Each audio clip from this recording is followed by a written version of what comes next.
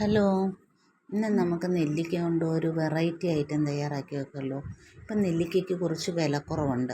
ഞാൻ ഇന്നാൾ പുറത്ത് പോയപ്പോൾ മേടിച്ചതാണ്. ഞാൻ 1 കിലോ നെല്ലിക്ക മേടിച്ചിരുന്നു. എന്നാൽ നെല്ലിക്കയുടെ ഗുണങ്ങൾ അറിയാവുന്നവരാരും നെല്ലിക്ക കണ്ടാൽ വിടാറില്ലല്ലോ. അതുകൊണ്ടാണ് ഞാനും മേടിച്ച് 1 കിലോ. 50 രൂപയേ ഉണ്ടായിരുന്നുള്ളൂ 1 കിലോയ്ക്ക്.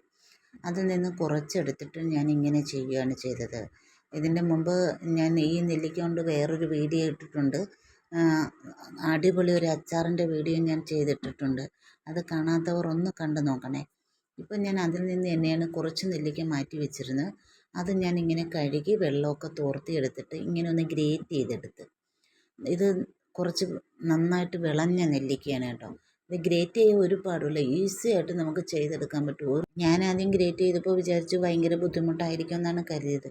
പക്ഷെ വളരെ സിമ്പിളായിട്ട് നമുക്ക് ചെയ്തെടുക്കാം. കണ്ടോ, അതിൻ്റെ അരി മാത്രം വേറിട്ട് വരികയും ചെയ്യും. വളരെ കുഞ്ഞായിട്ട് നമുക്കിത് ഗ്രേറ്റ് ചെയ്തെടുക്കാൻ പറ്റും. അങ്ങനെ ഞാൻ ഈ റെസിപ്പിക്ക് എടുത്ത് വെച്ച എല്ലാ നെല്ലിക്കയും ഇതുപോലെ ഇങ്ങനെ ഗ്രേറ്റ് ചെയ്തെടുത്തു. ഇത് ഗ്രേറ്റ് ചെയ്യുമ്പം നമ്മൾ ഗ്രേറ്റ് ചെയ്യുന്നതിൻ്റെ ആ ചെറിയ ഭാഗത്ത് വെച്ച് ഗ്രേറ്റ് ചെയ്യുന്നതായിരിക്കും നല്ലത്. ഗ്രേറ്റ് ചെയ്തെടുക്കാൻ പറ്റാത്തവരാണെങ്കിൽ അതിനെ വളരെ കുഞ്ഞായിട്ട് അരിഞ്ഞെടുത്താൽ മതി. തീരെ പൊടിയായിട്ട് അരിഞ്ഞെടുക്കണമെന്നേ ഉള്ളൂ. മിക്സിയിലിട്ട് അരച്ചെടുക്കാൻ പറ്റത്തില്ല, അത് അരഞ്ഞു പോയതിന് ചാറുള്ളത് കൊണ്ട്. അത് ഏത് വിധമായാലും നമുക്ക് തീരെ കുഞ്ഞായിട്ട് കിട്ടണം. ഞാൻ അതുകൊണ്ടാണ് ഗ്രേറ്റ് ചെയ്യാൻ പറഞ്ഞത്. ഗ്രേറ്റ് ചെയ്യാൻ പറ്റാത്തവർ എങ്ങനെയായാലും കുഞ്ഞായിട്ട് അരിഞ്ഞെടുക്കുക ആദ്യം. അത് അരിഞ്ഞ് മാറ്റിയേക്കുക. നമുക്കിതിൽ കുറച്ച് അരി വരുമല്ലോ, നമ്മൾ എടുത്തതിൻ്റെ ബാക്കി. ആ അരി കളയണ്ട. അതിനെ നമുക്ക് ഒന്ന് ഇടിച്ച് പൊടിച്ച് ഇതിൻ്റെ കൂടെ തന്നെ അങ്ങ് ചേർക്കാം. ഞാൻ ഈ കുഞ്ഞ് കല്ലിൽ വെച്ചിട്ട് ഇടിച്ച് പൊടിച്ചാണ് ചേർത്തത്. അത് നന്നായിട്ടൊന്ന് ഇടിച്ച് നമ്മളെക്കൊണ്ട് പൊടിക്കാൻ പറ്റുന്ന അത്രത്തോളം ഒന്ന് പൊടിച്ച് നമ്മൾ ഗ്രേറ്റ് ചെയ്ത് വെച്ച് നെല്ലിക്കയെ കൂടെ അങ്ങ് ചേർക്കണം. അതിൽ കൂടെ ചേർത്ത് നമുക്കൊന്ന് മിക്സാക്കി മാറ്റി വയ്ക്കാം. എന്നിട്ട് അടുപ്പിലൊരു പാൻ വെച്ച് ചൂടാകുമ്പോൾ അതിലേക്ക് നമ്മൾ ആദ്യം ചേർക്കേണ്ടത് ഉഴുന്ന് ആണ്. ഒരു 2 സ്പൂൺ ഉഴുന്ന് ചേർക്കുക.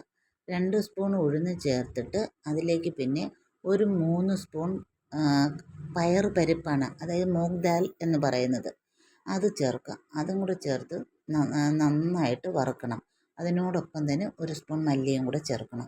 ഇത് 3ഉം കൂടെ ചേർത്ത് നന്നായിട്ടൊന്ന് വറുത്തെടുക്കണം. Low flame to medium flame മാറ്റി എടുക്കാം.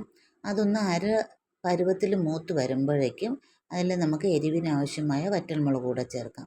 അതും കൂടെ ചേർത്ത് നന്നായിട്ട് മുപ്പിച്ച് കളർ മാറി വരും. കളർ മാറി വരുന്ന നമുക്കറിയാം. ആ സമയമാകുമ്പോൾ അതിനെ എടുത്ത് മറ്റൊരു പ്ലേറ്റിലേക്ക് മാറ്റി വയ്ക്കണം. ഇതിപ്പം കറക്റ്റ് പരുവായി. ഇനി നമുക്കിതിനെ മറ്റൊരു പ്ലേറ്റിലേക്ക് മാറ്റി വയ്ക്കാം. എന്നിട്ട് ഇതേ പാൻ തന്നെ അടുപ്പിൽ വയ്ക്കണം. അടുപ്പിൽ വെച്ചിട്ട് നമുക്കതിലേക്ക് ഒരു 1/2 സ്പൂൺ വെളിച്ചെണ്ണ ഒഴിക്കാം. ആ വെളിച്ചെണ്ണ ഒഴിച്ചിട്ട് നമ്മൾ ഇതുപോലെ എടുത്ത് വെച്ച നെല്ലിക്ക കംപ്ലീറ്റ് അതിലേക്ക് ഇടണം. ഇട്ടിട്ട് ലോ ഫ്ലെയിമിലിട്ട് അതിനെ ഒന്ന് വറുക്കണം.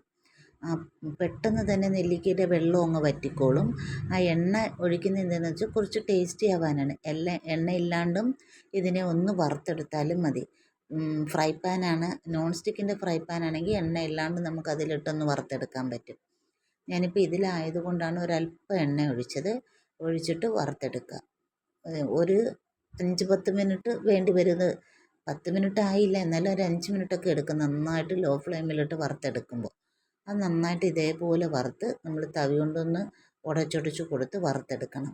നല്ലതുപോലെ വരുമ്പോൾ നമ്മൾ അതിൽ നിന്നൊരല്പം എടുത്തൊന്ന് കഴിച്ചു നോക്കുമ്പോൾ പച്ച ചുവയെല്ലാം മാറി ഈ പരുവാകുമ്പോൾ നമുക്ക് പിന്നെ ഇതിനോടൊപ്പം നമ്മൾ ആദ്യം വറുത്ത് വെച്ചില്ലേ, അതെല്ലാം കൂടെ ഇതിലോടൊപ്പം തട്ടിയിട്ട് ഒന്ന് മിക്സാക്കിയിട്ട് അങ്ങോട്ടൊന്ന് മാറ്റി വയ്ക്കാം. അത് അവിടെ ഇരുന്ന് തണുക്കാനായിട്ട് ഒരു 5 മിനിറ്റ് മാറ്റി വെച്ചേക്കണം.